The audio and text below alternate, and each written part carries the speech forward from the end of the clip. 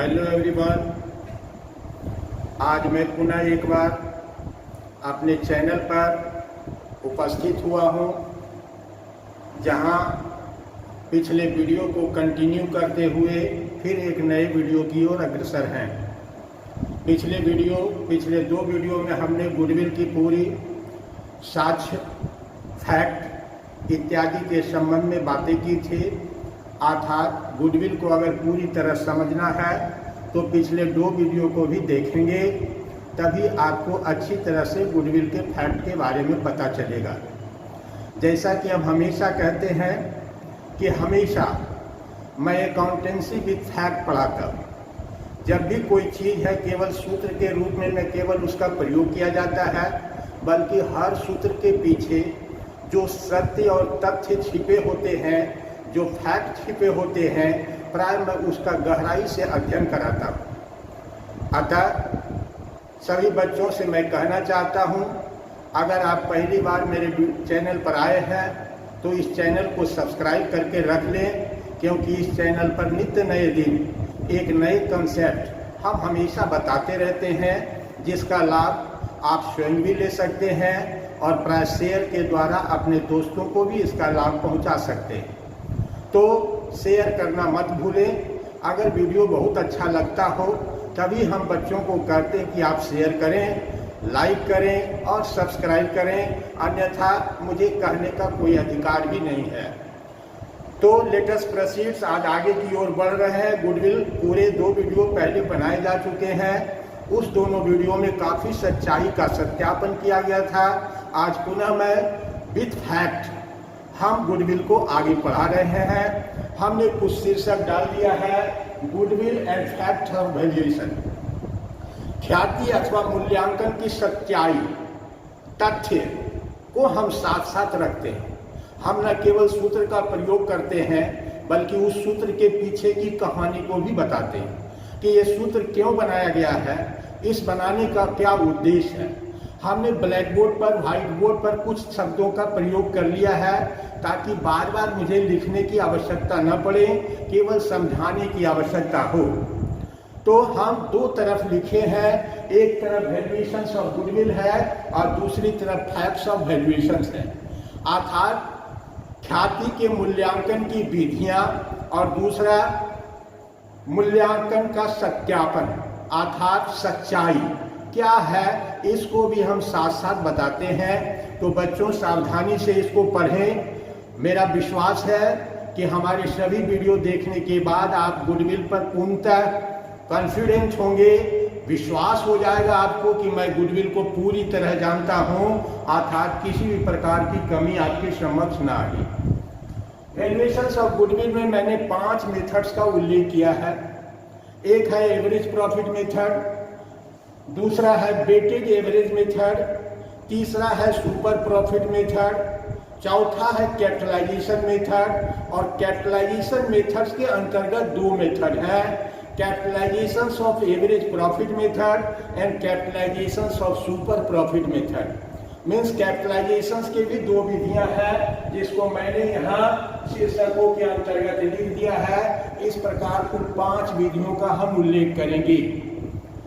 इसके बाद उधर फैक्ट्स ऑफ वैल्यूएशंस के अंतर्गत हमने लिख दिया है मेंटेनेबल प्रॉफिट। मेंटेनेबल प्रॉफिट क्या होते हैं, गुडविल में इसकी क्या भूमिका है, क्यों इसको हम जानना चाहते हैं, इत्यादि बातों पर चर्चा करेंगे। दूसरा है एबनॉर्मल प्रॉफिट और एबनॉर्मल लॉस, अर्थात अस्वाभाविक प्रकार के लाभ अथवा हानियां, इस पर भी हम चर्चा करेंगे। तीसरा है रेकरिंग और नॉन रेकरिंग प्रॉफिट और लॉस, अर्थात आवृत्ति और गैर आवृत्ति प्रकार के लाभ अथवा हानि की भी चर्चा करेंगे। और चौथा है कैजुअल इनकम और लॉस, मीन्स आकस्मिक लाभ अथवा हानि। स्वभावतः हम गुडविल केवल 11th के बच्चों के लिए नहीं पढ़ाते। हमारा जो गुडविल का यह टॉपिक है, यह 11, 12, पार्ट 1, पार्ट 2, MCA सभी विद्यार्थियों को यह कुछ न कुछ आपको लाभ पहुंचाता है। इसीलिए यह गुडविल का मूल्यांकन किसी खास छात्रों से संबंधित नहीं है, बल्कि इसे कोई भी पढ़ सकते हैं। सभी को कुछ न कुछ इस प्रकार से गुडविल में नयापन हासिल होगा। तो गुडविल का मूल्यांकन करने की 5 विधियां हैं। 5 विधियों में एक सूत्र का प्रयोग किया जाता है।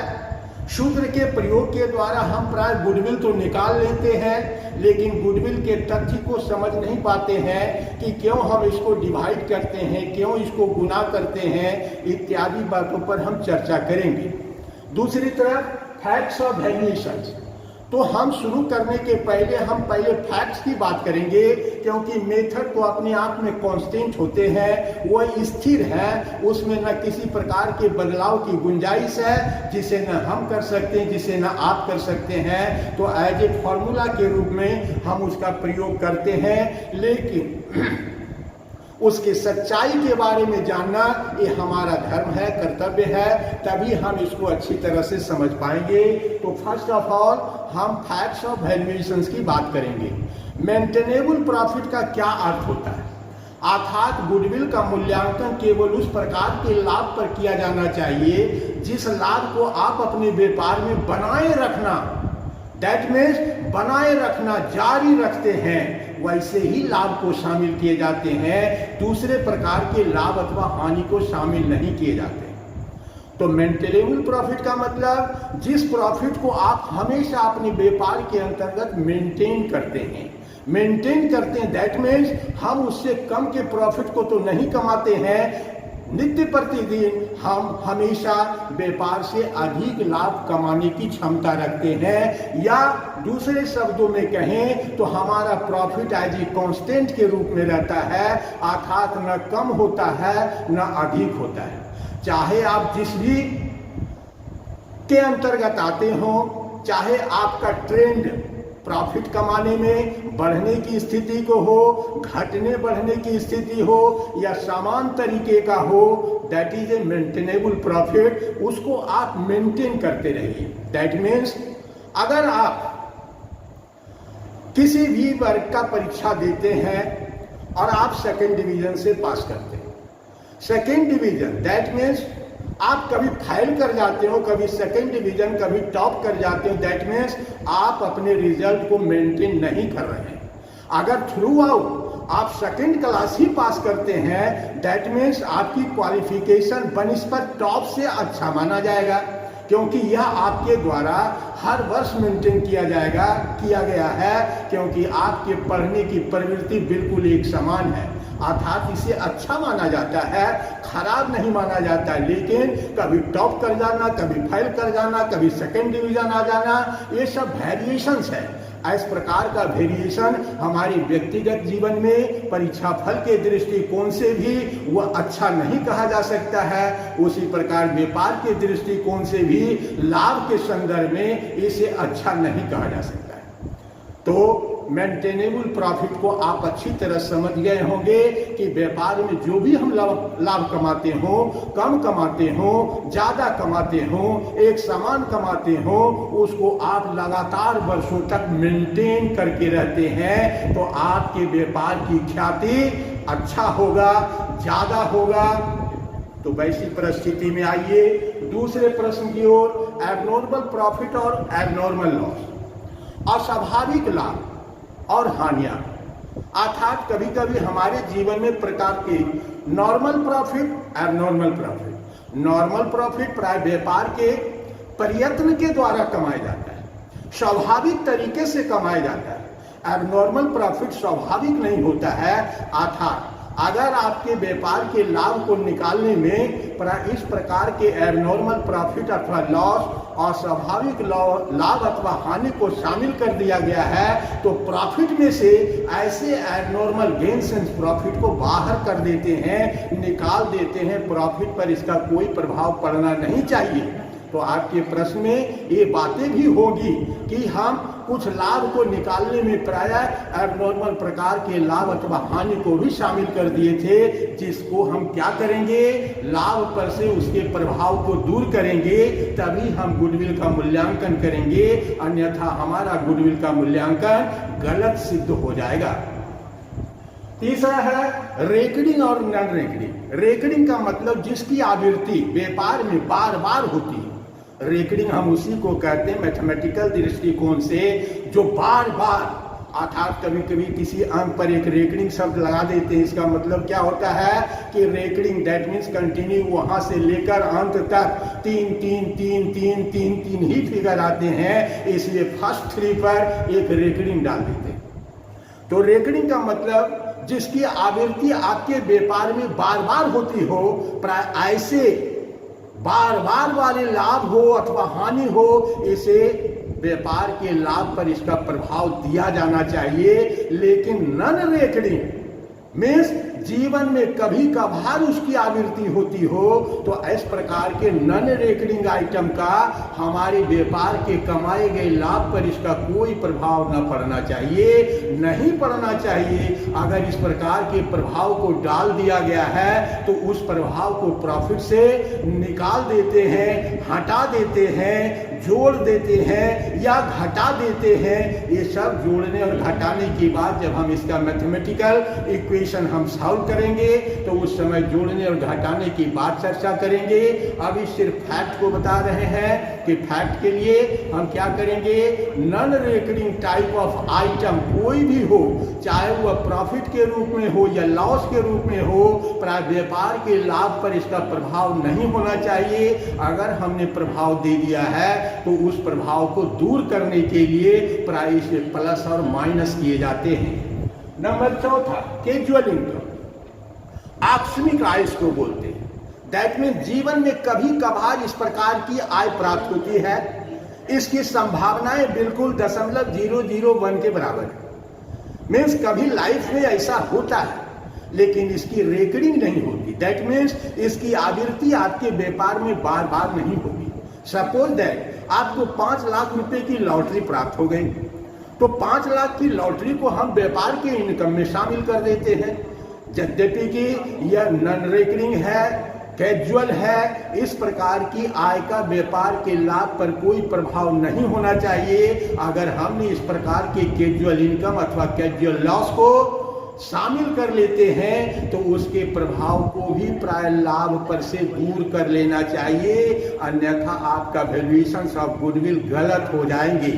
तो ये 4 फैक्ट्स, उदाहरण हम कई दे सकते हैं, लेकिन उदाहरण देकर हम अपने समय को व्यर्थ नहीं करना चाहते हैं। एक एक एग्जाम्पल्स के द्वारा समझ गए। जैसे कैजुअल इनकम के अंतर्गत आपको कोई लॉटरी इनकम प्राप्त हुआ और आपने व्यापार के प्रॉफिट एंड लॉस अकाउंट्स में लिख दिया। आपने कोई भवन, प्लांट, मशीनरी, भूमि इत्यादि बेचा, that is a capital gains और कैपिटल लॉस। किसी भी प्रकार के कैपिटल एसेट्स के बेचने पर लाभ अथवा हानि होती है तो उसको हम कैपिटल गेन और कैपिटल लॉस कहते हैं, रेवेन्यू गेन और रेवेन्यू लॉस नहीं कहते हैं। अगर कैपिटल प्रकार की आय अथवा हानि आपके लाभ में शामिल कर लिए गए हैं तो इसे भी दूर कर लेना चाहिए। सपोज दैट कोई 5,000 का एक लैंड था जिसको वर्तमान में हमने 5 लाख रुपए में बेचा, तो 4,95,000 रुपए का लाभ हुआ। और हम क्या करते हैं, इस लाभ को अपने पीएल अकाउंट में शामिल कर अगर लिए हैं तो इसे शामिल नहीं किया जाना चाहिए। अगर शामिल कर लिए हैं तो इसका एडजस्टमेंट करना चाहिए। एडजस्टमेंट मीन्स अपने लाभ को घटा देना चाहिए या बढ़ा देना चाहिए, इस पर चर्चा फिर आगे करेंगे। एडजस्टमेंट करना चाहिए, दैट मीन्स इस प्रकार के लाभ का, दैट मीन्स कैपिटल प्रॉफिट और कैपिटल लॉस का कभी भी आपके नॉर्मल प्रॉफिट पर इसका प्रभाव नहीं होना चाहिए। तो व्यापार के लाभ को सीधा सीधा एक अर्थ में हम कहते हैं कि केवल वैसे ही लाभ के आधार पर गुडविल का मूल्यांकन किया जाता है जो प्राय स्वाभाविक प्रकार के लाभ होते हैं, जो व्यापार में कमाए जाते हैं, व्यापार परिश्रम के द्वारा कमाया जाता है। इसको हम रेवेन्यू प्रॉफिट और रेवेन्यू लॉस, नॉर्मल प्रॉफिट और नॉर्मल लॉस कह सकते हैं। सिर्फ ऐसे ही लाभ अथवा हानि का प्रभाव हमारे व्यापार के लाभ पर होना चाहिए। तो अब पढ़ते हैं हम method of valuation of goodwill. ख्याति का मूल्यांकन करने में किस प्रकार के लाभ को शामिल किया जाना चाहिए, विथ फैक्ट आपको मैंने बता दिया। अब आपके आने वाले प्रश्न में इन सारी कठिनाइयों का हम हल करेंगे, आपको प्रश्न भी बनाकर बताएंगे और नई नई समस्याओं को प्रश्न में शामिल करके आपको बताएंगे ताकि आप अच्छी तरह इसको समझ जाएं। पहला हमारा है एवरेज प्रॉफिट मेथड, औसत लाभ विधि। ये क्या होता है? गुडविल किस लिए दिया जाता है? तो पिछले वीडियो में आप देख सकते हैं कि गुडविल हमेशा किसी भी व्यापार को खरीदने के संदर्भ में गुडविल का मूल्यांकन किया जाता है, अर्थात गुडविल के लिए कितना दिया जाए यह निर्भर करता है कि उस व्यापार में नॉर्मल से कितना अधिक कमाने की क्षमता है। गुडविल का सीधा सा अर्थ होता है सामान्य लाभ से अधिक लाभ कमाने की क्षमता के कारण ही प्रायः कोई गुडविल खरीदता है और कोई गुडविल बेचता है। हर व्यापार का अपना एक नॉर्मल रेट ऑफ रिटर्न होता है। जरा इस पर भी चर्चा कर लिया जाए कि नॉर्मल रेट ऑफ रिटर्न क्या होता है। हर व्यापार में एक नॉर्मल रेट ऑफ रिटर्न होता है। अगर आप दवाई का कारोबार करते हैं तो आपको मार्जिन ऑफ प्रॉफिट 40% 40% का होगा। अगर आप जूते का उत्पादन करते हैं तो आपका मार्जिन ऑफ प्रॉफिट 80%, अर्थात 20% लागत वाली चीज को 100 रुपये में बेचा जाता है। अर्थात यही कारण है कि हर जूता बनाने वाली कंपनी प्राय अपने जूते पर बिक्री मूल्य को अंकित करती है, लागत मूल्य कभी नहीं बताती है, क्योंकि इसका मार्जिन ऑफ प्रॉफिट बहुत ज्यादा होता है। अगर दूसरे को पता चल जाए कि जूता बनाने पर 80% का लाभ होता है तो प्राय दूसरे लोग भी जूता बनाने के में कूद जाएंगे, अर्थात अपने प्रतियोगियों को जन्म देने के लिए रोकने के लिए ही प्रायः लाभ के मार्जिन को छिपाया जाता है। कोई व्यापार ऐसा भी होता है जिसमें 20% रेट ऑफ रिटर्न होते, नॉर्मल रेट ऑफ रिटर्न होते। दैट मीन्स आप जितना पूंजी लगाते हैं उस पर 20% का लाभ कमाते हैं। सभी व्यापार, अगर वह कपड़े का व्यापारी है तो प्राय कपड़े पर 20% का नॉर्मल रेट ऑफ रिटर्न है, हर व्यापारी के द्वारा कमाया जाता है। लेकिन उसी में से कोई कपड़े का व्यापारी एक ही प्रकार की व्यापार करने वाले में ही प्राय गुडविल का अंतर का मूल्यांकन किया जाता है। उसी कपड़े के व्यापार के अंतर्गत एक व्यापारी ऐसा भी है जिसका नॉर्मल रेट ऑफ रिटर्न तो 20% है, जो सब कमाता है, लेकिन यह वास्तविक में 40% नॉर्मल रेट ऑफ रिटर्न कमाता है। दैट मीन्स अन्य दूसरे की अपेक्षा 20% ज्यादा लाभ कमाता है। अर्थात जो ज्यादा लाभ कमाता है उसी का गुडविल होता है। गुडविल हमेशा अतिरिक्त लाभ कमाने की क्षमता के आधार पर दिया जाता है। जिस व्यापार में अतिरिक्त लाभ कमाने की क्षमता, दैट मीन्स दूसरों से अधिक लाभ कमाने की क्षमता न हो, तब तक प्राय गुडविल का मूल्यांकन नहीं किया जा सकता है। तो गुडविल हम किसी व्यापार के अतिरिक्त लाभ कमाने की क्षमता के कारण ही देते हैं, और क्यों देते हैं इस पर भी हम चर्चा करेंगे किसी न किसी समय आएगा। तो हर व्यापार का मार्जिन ऑफ प्रॉफिट अलग होते हैं, नॉर्मल रेट ऑफ रिटर्न अलग होते हैं, किसी का कम किसी का ज्यादा, और एक कांस्टेंट रेट ऑफ रिटर्न भी होते हैं, अर्थात जिसे प्राय व्यापारिक संदर्भ में निर्धारित किया जाता है कि इस प्रकार के व्यापार में नॉर्मली रेट ऑफ रिटर्न प्राय 10% का है। तो 10% एक सामान्य है, अर्थात ऐसे 10% कमाने वालों को कोई गुडविल नहीं होती है। लेकिन उसी व्यापार के संदर्भ में कोई 20% का लाभ कमाता है तो 10% अधिक कमाने के चलते उस व्यापार की गुडविल होती है, अर्थात उसकी गुडविल बेची और खरीदी जा सकती है। 10% कमाने वालों की गुडविल बेची और खरीदी नहीं जा सकती। एवरेज प्रॉफिट मेथड बहुत ही सरल है। प्राय व्यापार में देखा जाता है कि लाभ कमाने का ट्रेंड 2 प्रकार के। एक लाभ कमाने का ट्रेंड क्या होता है, कभी हम 40 कमा लिए, जैसे हमने एक एग्जाम्पल सेट किया है इधर की ओर, कभी हम 30 कमा लिए, कभी 20 कमा लिए, कभी 40 कमा लिए, कभी 15 कमा लिए, कभी 45 कमा लिए। दैट मीन्स लाभ कमाने में भी उछल कूद, कभी अधिक कमा लेते हैं तो कभी कम कमा लेते हैं। एक लाभ कमाने वाला ऐसा भी प्रतिष्ठान है। और दूसरी ओर हमने दिया है इंक्रीजिंग ट्रेंड, दैट मीन्स इसका लाभ हमेशा बढ़ने की प्रवृत्ति को ही शो करता है, यद्यपि कि इसका लाभ बढ़ने की प्रवृत्ति न घटने की प्रवृत्ति, किसी भी प्रकार की प्रवृत्ति का पालन ये नहीं करता है। कभी बढ़ता है, कभी घटता है, कभी बढ़ता है, कभी घट जाता है। और दूसरा क्या है, 30,000, 40,000, 45, 65, 70, दैट मीन्स इसकी प्रॉफिट हमेशा इंक्रीजिंग ट्रेंड में होता है। अब यहां पर समझिए कि एवरेज प्रॉफिट मेथड में हमने दो एवरेज प्रॉफिट लिखा है। एक सामान्य एवरेज प्रॉफिट मेथड है और दूसरा है वेटेड एवरेज प्रॉफिट मेथड। दोनों की अपनी अपनी सत्यता है, दोनों की सत्यता की जांच करनी चाहिए। मैं फैक्ट बताता हूं, मैं केवल हिसाब को सॉल्व नहीं करता हूं। गुना भाग फॉर्मूले का प्रयोग करके आंसर निकाल लेना मेरा उद्देश्य नहीं होता है। उद्देश्य होता है इसके फैक्ट को समझना। अगर आप इस प्रकार के लाभ को कमाते हैं, ध्यान दिया जाए, अगर आप इस प्रकार के लाभ को कमाते हैं तो आप एवरेज प्रॉफिट मेथड का प्रयोग करेंगे गुडविल को निकालने में। एवरेज प्रॉफिट को प्राय सिंपल एवरेज प्रॉफिट मेथड भी कहते हैं।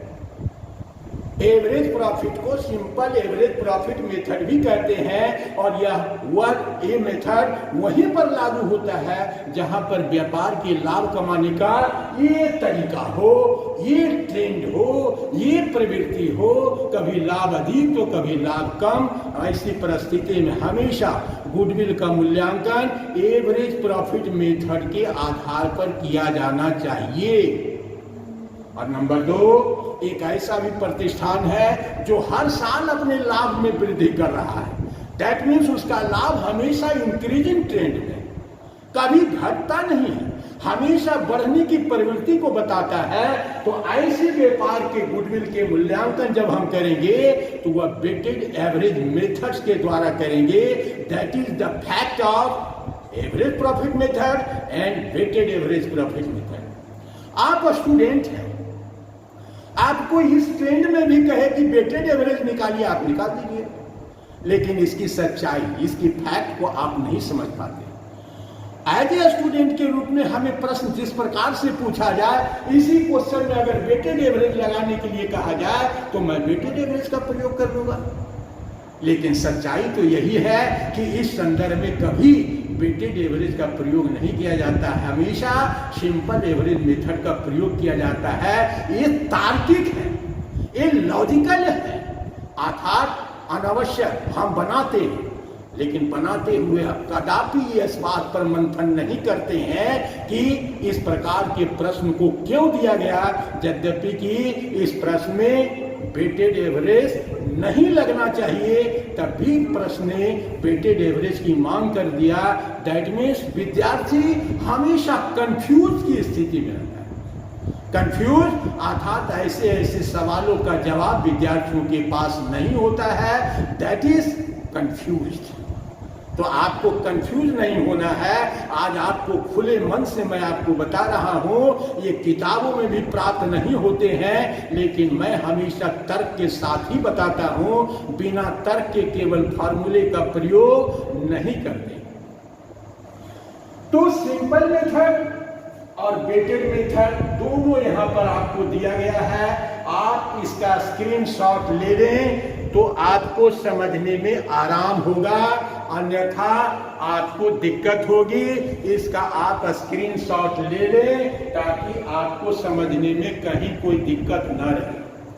आज हम दो मेथड का ही उल्लेख कर रहे हैं, एक सिंपल एवरेज मेथड और दूसरा वेटेड एवरेज प्रॉफिट मेथड भी इसको कहते हैं। सिंपल मेथड का प्रयोग, एवरेज प्रॉफिट मेथड का प्रयोग इस प्रकार की परिस्थिति में किया जाता है और वेटेड एवरेज प्रॉफिट मेथड का प्रयोग उस परिस्थिति में किया जाता है। इस परिस्थिति को समझना और इसी परिस्थिति के अनुरूप आपका प्रश्न होना चाहिए, वरना हम कहते हैं कि प्राय ऑथर भी इस प्रकार की गलतियां करते हैं। ऐसे प्रश्न में भी कहते वेट लगा दीजिए। अब इसको हल सूत्र रूप में बहुत आसान है। That means total profit of 5 years. एक समीकरण, एक सूत्र, एक फॉर्मूला का प्रयोग करते हैं। जहां पर हम लिखते हैं कि average profit is equal to total profit of 5 years 1,50,000 divided by 5। 30,000 रुपया उत्तर निकलता है। 30,000 एवरेज प्रॉफिट हुआ। अब नंबर ऑफ ईयर्स परचेज के मतलब को समझिए। ये परचेज ईयर क्या है? यही परचेज ईयर प्रायः आपके व्यापार के रेपुटेशंस का सही आकलन करता है। ये तो पता चल गया कि औसतन आप 30,000 रुपये का लाभ अपने व्यापार में हर साल कमा रहे हैं, चाहे वह इंक्रीजिंग और डिक्रीजिंग ट्रेंड में ही क्यों ना हो। इस सामान्य तरीके से आपका औसतन लाभ है 30,000 रुपया प्रति वर्ष। अब गुडविल में बार्गेनिंग अर्थात खरीदने वाला कहता है कि मैं आपको 2 ईयर्स मीन्स इस लाभ का 2 वर्ष के लिए हम लाभ मुफ्त में एज ए गुडविल के रूप में दे देते हैं। गुडविल क्यों देना चाहता है? हमने पिछले वीडियो में बताया है कि प्राय एक जमे जमाए व्यापार को आप खरीदते हैं तो नए व्यापार को प्रारंभ करके उसकी कठिनाइयों का सामना नहीं करना पड़ता है। दैट मीन्स कमाए गए व्यापार को खरीद रहे हैं तो उसके लिए अगर व्यापार के 2-4 वर्षों के लाभ को मुफ्त में भी देना पड़ जाए तो देते हैं, क्योंकि इसका लाभ आप व्यापार में कमा लीजिएगा 2 या 4 वर्षों में। तो नंबर ऑफ ईयर्स परचेज प्राय इसी गुडविल का है कि हम आपके लाभ को प्राय 3 वर्ष के लाभ को ही एज ए गुडविल के रूप में देना चाहते हैं। तो नंबर्स ऑफ ईयर्स परचेज 3 कहलाएगा, जिसको हम 3 से गुना कर देते हैं तो गुडविल 30 या 90,000 निकल आता है। अर्थात 90,000 रुपया एज ए गुडविल के रूप में क्रेता के द्वारा विक्रेता को दिया जाता है, इस विश्वास के साथ कि इस 90,000 को इस व्यापार में अधिकतम 3 वर्षों में तो कमा ही लेंगे, वरना हो सकता है कि इसे 2 वर्ष में ही हम कंपनसेट कर लें। तो नंबर्स ऑफ ईयर्स परचेज का मतलब यही होता है कि हम कितने वर्ष के लाभ के बराबर आपको गुडविल देना चाहते हैं। इसके अंतर्गत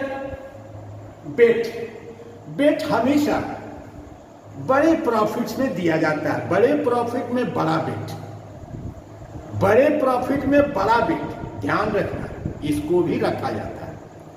अगर प्रश्न में 1, 2, 3, 4 बेट इत्यादि नहीं लिखे और कहे कि आप स्वयं ही इस पे बेट पुटअप करें तो ध्यान रखना चाहिए कि बेट हमेशा अधिकतम मूल्य को अधिकतम बेट दिया जाता है।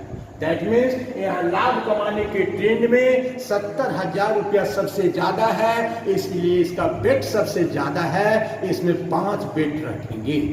अगर इसी प्रश्न को रिवर्स कर दिया जाए तो 70,000 ऊपर आ जाएगा और 30,000 नीचे आ जाएगा, अर्थात ये डिक्रीजिंग ट्रेंड में होगा।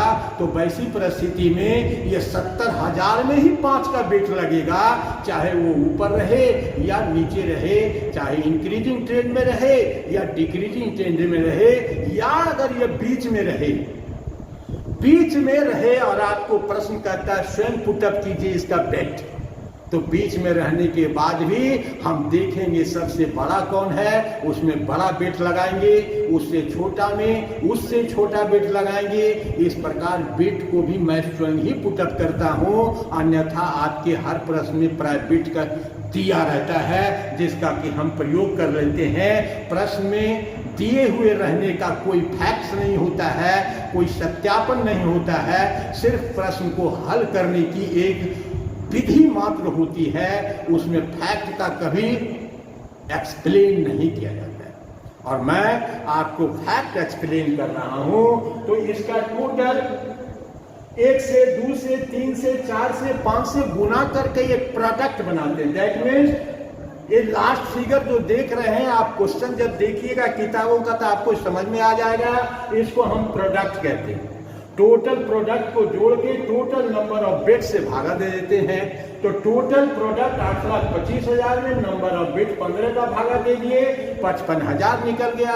और ये 55,000 में नंबर्स ऑफ ईयर्स परचेज का गुना करके प्राय गुडविल का मूल्य निकाल लिया जाता है। तो बच्चों, हम समझते हैं कि आप एवरेज प्रॉफिट मेथड और वेटेड एवरेज प्रॉफिट मेथड की सच्चाई को, फैक्ट को पूरी तरह समझ लिए होंगे। अर्थात आशा है कि आपको वीडियो पसंद आए होंगे और अंततः आप अंत में इसमें सब्सक्राइब करना नहीं भूलेंगे। बस इसी विश्वास के साथ आज का वीडियो यहीं पर समाप्त करता हूं। फिर मिलेंगे नेक्स्ट वीडियो में, तब तक के लिए जय हिंद।